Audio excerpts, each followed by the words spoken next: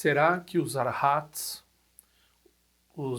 as pessoas que atingem a realização no caminho Shravakayana e os Pratyekabuddhas, será que eles reconhecem a vacuidade quando eles reconhecem a ausência de eu? Será que a ausência de eu é um sinônimo de vacuidade? Eu já tratei desses assuntos em outros vídeos, mas agora nós vamos entrar em outro grau de detalhe. E a fonte, basicamente, eu estava cuidadoso pensando assim, será que eu tropecei em alguma coisa no passado quando eu falei sobre isso? Bom, está de acordo com o que está sendo exposto ali no Farol da Certeza, né? Então, vamos lá, vamos seguir em diante aqui.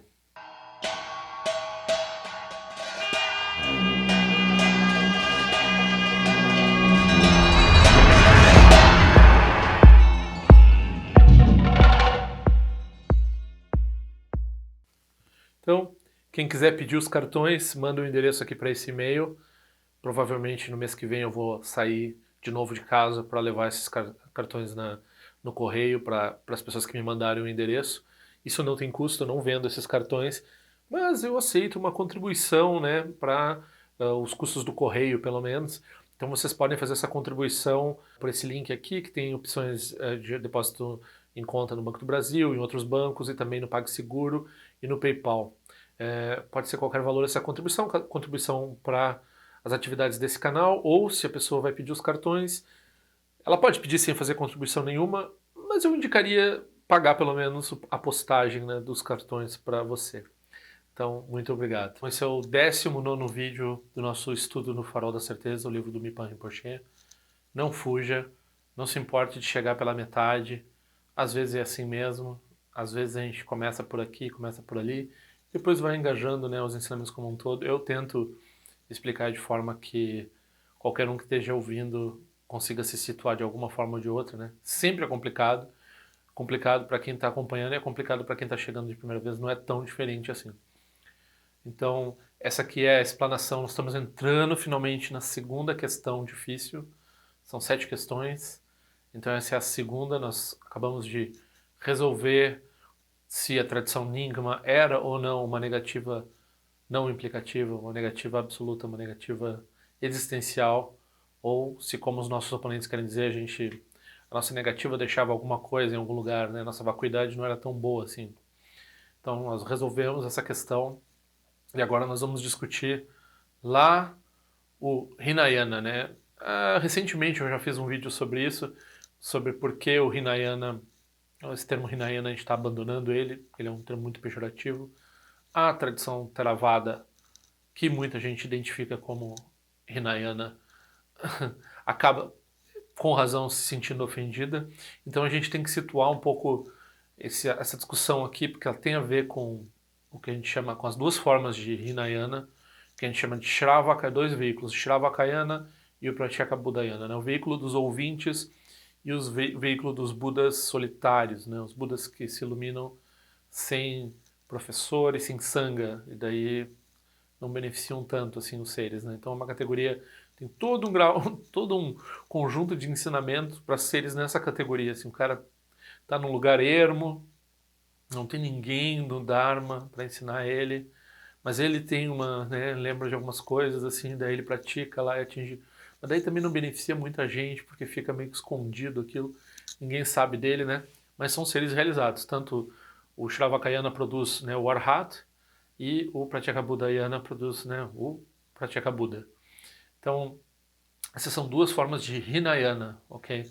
Hinayana quer dizer veículo estreito, veículo egoísta, e aqui a gente está discutindo dentro de uma tradição, que é a tradição tibetana, que desconhecia a existência de tradição Hinayana viva até, sei lá, o século XIX, ninguém sabia no Tibete se ainda tinha alguém aqui nesse mundo, se achava que talvez tivesse alguém ainda praticando uma escola que se reconhecesse como não Mahayana, né? Porque no Tibete todo mundo era Mahayana. Então quando a gente chega no Ocidente, a gente encontra um pessoal que não se diz Mahayana, é natural que a gente identifique eles lá com os nossos oponentes lá do passado, né? Embora, estritamente falando, passou tanto tempo e está tão distante essas tradições, que, claro, tem uma semelhança, tem umas certas coisas que a gente identifica, assim, né? Uma vez eu tinha um lama e ele viu um pessoal do Zen e achou assim um pessoal muito sóbrio, pessoa muito, né, correta, assim, muito, né, aquela coisa de disciplina. E eu não conseguia convencer ele que eles não eram Hinayana. Não, não, Zen é Hinayana, ele falava para mim. Eu assim, não, não, Lama, eles têm o Sutra do Coração, eles têm todo, eles aceitam o Surangama Sutra, eles têm um monte de sutra, o Avantasaka Sutra, um monte de sutras Mahayana, eles não têm como ser Hinayana só porque eles têm um comportamento assim, muito sério, quer dizer que eles são Hinayana, né? E ainda é ofensivo, Lama, calma aí, né? Os tibetanos não têm muita noção, às vezes, de políticas, de como que trata, não, não fala isso alto. Um tibetano, né? Um lama tibetano que eu tava conversando. E então, né, a gente sabe, né, que mas aí é uma coisa estereótipo, preconceito, né? Então, a pessoa vê de um jeito assim, ah, isso é meio parecido. Então, estritamente falando, né, a gente teria que para reconhecer se é Shravakayana, se é Pratyekabudayana, tem que olhar lá doutrinariamente e ver se encaixa com as nossas expectativas com relação ao que esses yanas ensinam, né? Então, outra hora também tem uma pessoa falando comigo na área de comentários sobre o hinduísmo, né? O hinduísmo, né? Nossa, o Dzongchen Rinpoche, ele é super ah, fã, super, né, assim, tem uma nostalgia, assim, essa coisa indiana, clássica, e ele, né, adora o hinduísmo, tipo, nunca falaria mal, assim, é uma quebra de voto nosso criticar a tradição dos outros, né? Mas, se a gente for olhar os textos, né, também não é bem assim, tipo, teve muita briga, muito debate, né? A gente sabe que, né, o Buda estava dizendo assim, que os professores dele estavam ensinando coisas que não levavam à iluminação, etc, né? Então, aquela meditação que ele me ensinou é bem útil, é bem bom aquilo, mas não adianta nada. Então, desde o Buda e toda a história do budismo, a gente está em conversa e crítica com o hinduísmo. Aí qual é o jeito, assim, bonito de fazer isso? É quando a gente vai criticar uma tradição, a gente troca o nome, né? Então, daí se serviu o chapéu, depois se... Para quem serviu o chapéu, tá bom o ensinamento. Então, por quê? Porque a gente está falando de um problema que tem, que qualquer um pode gerar. Não é porque lá tem um fulano que gerou, que é o... Não é contra ele que a gente está falando, a gente está falando contra o problema. A ignorância é o problema, né? Então a gente cria um nome, e daí, né? Isso pode ser até antipático, porque daí você identifica os outros com o nome que você criou. É pior ainda, né? Então você está mais terrível. Mas não. Vamos dizer assim, vamos criar um nome e vamos falar disso em termos nossos, assim, nós estamos falando da nossa prática. E esse é o jeito correto de falar. Então, dentro do budismo também, todas essas disputas que a gente tem, claro, aqui a gente está entre amigos, aqui os Geluk, os Jonan, que a gente estava falando no capítulo anterior, né? Então, quando a gente está falando do Shravakayana e do Pratyekabudayana, não leia Theravada. Não se preocupe com o deixa o Theravada praticando lá, o que o Theravada está praticando. A gente está falando aqui de uma disputa que tem entre Mahayanistas sobre o significado do Buda ter ensinado veículos inferiores. Então, no Mahayana, Theravada não pensa assim, mas no Mahayana, a gente acredita que o Buda, de bom coração dele, ele ensinou métodos para seres que não tinham a capacidade de praticar o Mahayana, e esses métodos são completos e produzem uma realização. Eles não produzem a realização completa. Daí essa é uma das discussões aqui, né? Que tipo de realização que é produzido nesse caminho, né? Do Pratyekabudayana e do Shravakayana, esses dois caminhos Hinayana. Na verdade, é o mesmo tipo de realização, a gente não vamos fazer uma distinção entre os dois, então a gente poderia usar a palavra Hinayana, né? Mas vamos falar só Shravakayana para não ser antipático. Então, o Shravakayana, eles realizam a ausência de eu e atingem o estado de Arhata, ok? E é uma realização espiritual. E daí, a disputa acontece assim, eles começam né, a examinar por que o Buda ensinaria uma coisa que depois não vai produzir o resultado final. Então, como é que o ser vai atingir a realização depois? Né? Parece que o Buda está ensinando uma coisa que vai se tornar um obstáculo para a iluminação completa daquele ser. Bom, a explicação, né, que a gente vai chegar lá dentro da tradição Nyingma e que está de acordo com muitas fontes antigas do Mahayana, que está de acordo com muitos textos, é que o Buda ensina de fato um caminho que cria um obstáculo temporário bem longo, assim. Então os arhats, a realização dos arhats e dos pratyekabuddhas não é ela é última em certo sentido no veículo deles, mas no sentido do Mahayana, daqui a 10 éons, daqui a muito tempo, eles vão ser despertados pela Guru Yoga com o Buda, assim, o Buda vai chamar eles, assim, eles vão dizer, sabe essa prática que vocês estão fazendo aí? Vamos lá, vamos seguir adiante, tem todo o Mahayana para trilhar, né? E daí, no caso, usam nossos oponentes, eles dizem, mas como assim? Não pode. Aí vai voltar e vai abandonar o que ele já abandonou tudo. Como é que ele vai praticar o caminho da visão, o caminho que tem que, sei lá, gerar renúncia, etc. Ele gerou toda a renúncia possível que pode ter com relação ao samsara. Então, né, a discussão acontece em termos disso. Como é que o Buda ensinou uh, esses veículos para praticantes com inclinações, né, inferiores, e que tipo de realização eles obtêm, como essa realização pode não ser um obstáculo total para a iluminação completa e benefício completo dos seres, como é que eles penetram o Mahayana depois também, porque eles precisam praticar o Mahayana depois para atingir a iluminação completa, e como é que funciona isso, né? Como é que eles fazem? Que complicação que nos criou essa coisa dos veículos, né? O nosso oponente, ele vai tentar uma estratégia assim. Já que o Buda não poderia criar essa complicação toda, vamos dizer que a sabedoria é a mesma. Então, a prajna, a sabedoria lá de reconhecer a ausência de eu, é uma vacuidade. É um reconhecimento da vacuidade, que não difere em essência do reconhecimento da vacuidade no Mahayana e no Vajrayana. Então não teria diferença nenhuma. É a mesma visão, ok? E daí, no meio disso, tem um outro oponente nosso que vai dizer, não, eles realizam ausência de eu, ok? E a ausência de eu não é vacuidade. E daí nós temos um problema com isso. Porque a ausência de eu, ela não é vacuidade como no Mahayana, mas ela é um tipo de vacuidade. Então a gente tem aqui uma distinção sutil aqui entre o que quer dizer a ausência de eu, né? Porque, de fato, em termos de ensinamento filosófico, quando eles vão falar de ausência de eu, eles têm dois abhidharmas, os dois abhidharmas com os quais os tibetanos sempre brigam, que é o abhidharma do Vaibhashika e o abhidharma da Sautantrika, eles têm essa coisa do átomo. Então, um tem um átomo de espaço lá, indivisível, e o outro tem um átomo de tempo. E daí eles usam essa noção de ter uma coisa indivisível como base para tudo se reduzir a uma coisa sem partes. E daí, sendo uma coisa sem partes lá na base da realidade, então é vazio. Então, quando eles dizem isso, daí a gente está dizendo assim, não, não, não, para aí. Isso daí não é vacuidade. Mas daí na prática deles, que não tem tanto a ver com os resultados do Abhidharma deles, né, os seres realizados, os Arhats e os Pratyekabuddhas, quando eles atingem a realização de não-eu, não é que eles realizem essa partícula última. Então eles têm que realizar, para eles realizarem o não-eu, até mesmo não-eu, eles têm que ir além desse entendimento. Então essa é uma outra disputa que a gente tem aqui dentro desse ponto sutil aqui.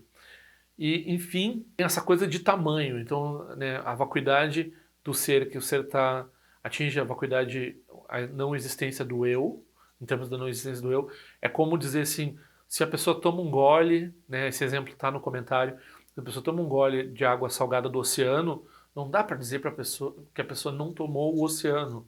Ela tomou o oceano, mas ela não tomou todo o oceano, ela tomou um gole do oceano, né? Então, em certo sentido, dá para dizer que é vacuidade, mas não dá para dizer que é vacuidade de tomar todo o oceano, né? Então esse é o sentido da diferença que a gente vai estabelecer ao longo desse comentário aqui.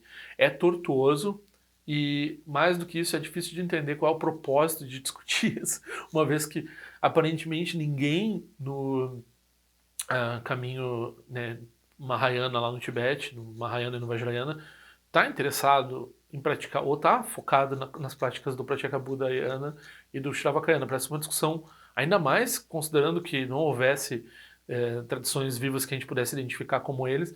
Dizemos, mas por quê? Mas daí é uma coisa que salva uma exegese com relação ao que o Buda ensinou. E também nos dá a base, né? Um dos problemas que tem nessa discussão é que os praticantes do Shravakayana e do Pratyekabuddhayana, não seres realizados, mas os praticantes, eles criticam o Mahayana. Então eles têm base para criticar o Mahayana, eles estão criam uma invenção lá que eles falam mal do Mahayana. Por que eles falariam mal do Mahayana se eles entendiam de vacuidade, realmente? Se eles entendiam que a ausência de eu do Mahayana é a mesma ausência de eu que eles praticam lá dentro da vibe ética e da Sautrantika, né? Então, se eles veem uma diferença entre o que eles estão fazendo e o que o Mahayana ensina, é porque tem uma diferença. Eles mesmos apontam a diferença. Então, né, então essa diferença de qualitativa e quantitativa da realização dos Pratyekabuddhas e dos Arhats é que a gente vai trabalhar isso, né? Com certeza, né, aqui todos os envolvidos nessa discussão, a gente está falando de Mahayana, né?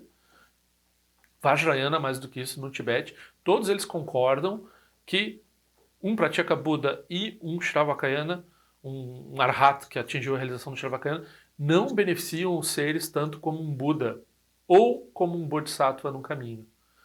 Então, no caminho Mahayana, no caso, né? Então, se a gente está falando, se a gente está medindo em termos de benefício dos seres, é claro que tem uma superioridade. Ninguém discorda aqui. O que a gente está tentando falar é em termos da visão, em termos da vacuidade, em termos da ausência de eu, se o entendimento deles e se a realização deles de vacuidade e ausência de eu tem alguma diferença ou não com relação ao Mahayana. E isso vai ser importante porque não só a gente faz uma distinção na tradição Nyingma entre o Prajna do caminho Hinayana com o Prajna do caminho Mahayana, mas a gente faz uma distinção da Prajna no Vajrayana também. Então a sabedoria tem 3 formas de encarar a sabedoria. Então tem a forma do primeiro giro, do segundo giro e do terceiro giro da roda do Dharma, ok? Outras formas, os nossos oponentes tibetanos eles vão dizer, não, a sabedoria é a mesma e a distinção ocorre em termos de meios hábeis, eles fazem uma distinção, eles têm noção de superioridade e inferioridade, mas não é em termos da visão, não é em termos da sabedoria. Isso tudo não está claro na todas as discussões que eu tenho tido muito tempo na internet, né? Então, primeiro por quê? Porque a gente está normalmente tentando entender o budismo, e daí a gente está tentando entender o fenômeno budista como ele se apresenta no Brasil. Então tem lá budismo japonês, budismo Theravada, budismo... Daí a gente usa esse ensinamento para falar sobre isso, não faz sentido nenhum para nenhum dos envolvidos, né? Esse ensinamento ele diz respeito a uma discussão exegética dentro das tradições tibetanas com relação aos veículos que o Buda ensinou. Então, como eu estava insistindo no outro vídeo, quando a gente está falando veículo, a gente não está falando de tradição, não está falando de linhagem. A gente está falando de uma coisa que o Buda ensinou de forma completa, né, para seres que precisam daqueles ensinamentos inferiores, vamos dizer, que eles conseguem, o que eles conseguem praticar, e que é subsumido, né, tem um outro yana que contém todo esse yana e mais os ensinamentos do Mahayana, e depois tem o Vajrayana que contém todo o Mahayana e todo o Hinayana. Então tem uma hierarquia. Se a gente falar em hierarquia em termos da... Às vezes se torna inevitável por causa dessa discussão, por causa da identificação, esse grupo é Vajrayana, aquele grupo é Mahayana, não sei o quê, né? Então quando a gente faz assim, quando a gente usa yana para identificar as práticas das pessoas, a gente instantaneamente está usando uma noção hierárquica e está quebrando um voto. Então, a gente deveria evitar falar, quando a gente está falando desse grupo e daquele grupo, usar a expressão yana para identificar eles, né? E isso, concordo, é difícil porque o Mahayana começou essa história e algumas vezes teve um viés sectário de tratar outros grupos, né, como inferiores e assim por diante. Então, mas na nossa prática, o que interessa, na nossa prática nós estamos tentando fazer um mapa do ensinamento do Buda e ver por que ele ensinou métodos diferentes em lugares diferentes para seres diferentes e principalmente em termos dessas 3 categorias de ensinamentos, não de pessoas, não necessariamente de praticantes, que se aplicam a nós, a nossa tradição, que são essas 3 camadas, que é o Hinayana, o Mahayana e o Vajrayana. Ok? Eu já falei tudo isso que eu falei nesse vídeo, eu já andei falando, mas agora a gente está trazendo para dentro da discussão do farol da certeza e que é um lugar que eu vou com certeza, né, agora mesmo falando, já me surgiram algumas dúvidas se eu estou falando realmente certo com relação à, né, ausência de eu, porque eu acho que no passado eu já falei que a ausência de eu não é a mesma coisa que vacuidade, e eu não sei exatamente qual é o ponto que a gente vai entrar aqui no texto, se a gente vai dizer que a ausência de eu tem que ser vacuidade, mas um tipo Daí porque tem essa distinção, então eu já meio que me explico, porque tem essa distinção entre os Abhidharmas lá que falam de, né, de ensinamentos em termos de átomos, né, de espaço, e o Abhidharma é uma coisa, e outra coisa é a realização desses seres como Arhats e Pratyekabuddhas. E o ensinamento leva a isso, mas por outro lado, a gente vai ver se tem uma distinção entre o ensinamento do Vaibhashika e do Sautrantika e a realização do Arhat e do Pratyekabuddha. E de fato não tem, né, não tem uma relação assim, o ensinamento da Vaibhashika é o Shravakayana, e leva ao Shravakayana, e o ensinamento da Sautrantika leva para... Não tem essa relação. Ok, então essa é uma coisa que a gente já pode descartar. Tem essas duas formas filosóficas de Hinayana que a gente trata, que se for olhar historicamente, se for olhar no que aconteceu mesmo na Ásia ao longo do tempo, isso é só os tibetanos que se preocupam e classificam dessa forma e mantêm essa discussão. Não é só os tibetanos, mas é que eles pegaram os manuais de estudo lá de Nalanda, né, mais do que Vikramashtila ou alguma coisa assim, e daí lá se ensinava o Dharma, né, se reduzia o Hinayana a essas duas formas filosóficas para refutar, porque o resto, vamos dizer assim, ali estava incluído as melhores visões deles da forma mais sistemática, segundo o pessoal lá em Nalanda, né. Mas hoje em dia, quando o erudito vai olhar os textos e vai trabalhar com toda a história do budismo, tem zilhões, tem um monte de outras formas. Os tibetanos, né, no mosteiro nem ouve o nome dessas outras formas. Então, é uma coisa bem restrita lá de estudo filosófico de dois Abhidharmas. Abhidharma é uma compilação sistemática dos ensinamentos do Buda que, na verdade, estabelece, de fato, as diferentes escolas, assim, quando eles compilam de um jeito, fazem de um jeito, viram um Abhidharma, e daí a gente chama eles, bota um nome, diz eles são os fulanos que classificam as coisas desse jeito, daquele jeito, não sei o quê, ok? Aí vira uma escola filosófica. Então tem esse pessoal, escola filosófica, Vaibhashika e Sautrantika. Aí eles são Hinayana, os dois. E depois a gente tem essas duas formas de Hinayana, que é o Shravakayana e o Pratyekabuddhayana, então não tem relação uma coisa com a outra. E daí por isso que eu estou dizendo, tem uma coisa que é a realização, e tem a realização, né, do Hinayana, que é a ausência de eu, e a gente vai discutir se isso tem alguma coisa de vacuidade ou não tem alguma coisa de vacuidade, e depois tem a realização do Mahayana, que é com certeza a vacuidade. E não nesse ponto, mas talvez no futuro, no outro ponto, nesse texto, a gente trate da diferença entre o Mahayana e o Vajrayana de acordo com a tradição Nyingma, em termos de sabedoria, em termos de prajna. Ok, pode ter sido muita coisa, mas eu já, né, tem outros, eu vou tentar linkar os outros vídeos dos quais eu já falei desse assunto, e eu vou corrigir meus próprios erros, agora examinando com cuidado aqui o texto, porque com certeza eu já devo ter resvalado várias vezes nessa dificuldade própria da hermenêutica de entender por que eles estão debatendo isso lá no Tibete entre Mahayanistas e a relação disso com o que a gente ouve falar contemporaneamente de tradições vivas e de tradições que sobreviveram e assim por diante. Então, espero que achem interessante. Eu acho esse segundo ponto mais complicado, mais difícil de falar que o primeiro ponto, mas a gente vai tentar seguir adiante. Vamos lá.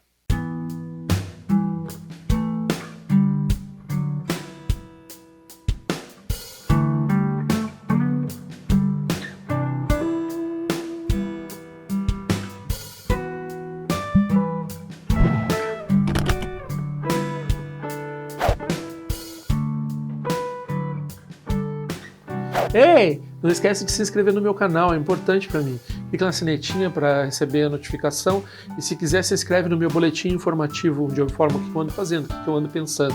Também para contribuir de alguma forma com esse canal, esse é o endereço. Eu espero que em breve nós nos vejamos na prática do Dharma. Ao longo de minhas muitas vidas e até este momento, todas as virtudes que tenho alcançado, inclusive o mérito gerado por esta prática e todas as que vier a conseguir, ofereço para o bem-estar dos seres sencientes. Possam a doença, a guerra, a fome e o sofrimento diminuir para todos os seres, enquanto sua sabedoria e compaixão aumentam nesta e em vidas futuras. Possa eu claramente perceber todas as experiências como sendo tão insubstanciais como o tecido do sonho durante a noite e imediatamente despertar para perceber a manifestação de sabedoria pura no surgir de cada fenômeno. Possa eu rapidamente alcançar a iluminação para trabalhar sem cessar pela liberação de todos os seres. Nirawe Korajinga Sumpana de Oma Ludi Quene Terezinho Atenzinha de Ações a Peca Japa do Tendiante. Om Sorte, Diamante Penente da Sawa, Concha dos Zeus, Etai Bai, Médio no Tutu Permanente, Organização da do Tendiante. Time Quene Pema Samba, Sassoragem de Seno Pai, Gardião Chico do Pegu, Coisa Destintas em Dashinjo. Chigmeto Joto Panangue, um Achatunga do Pateno Moyeng, com Pamalora Sanelun do Tileta do Tendiante. Pemejação Pemerizo, Pemetan Latico, Zizuan, Pemonte de Troma de Sojino, Nibemelun de Dujante. Penenjo Enetim Potem Paiuri, Nebadan, Basi Pechambundan, Conceição Sentendiante. Que são Santiago do Rinpoche, do Condado, o Atim Pajabar, com seu tutor da Poça Só, Depson Chinchila, do Sushi, não são Weber, Chuva, Dançam Palunde do Pachingelo, uma rumba Zaguru, Pemacede, que loja são de lojas, aliança são de papel, do Joshua Sung, não guarda midral do Sungele, show.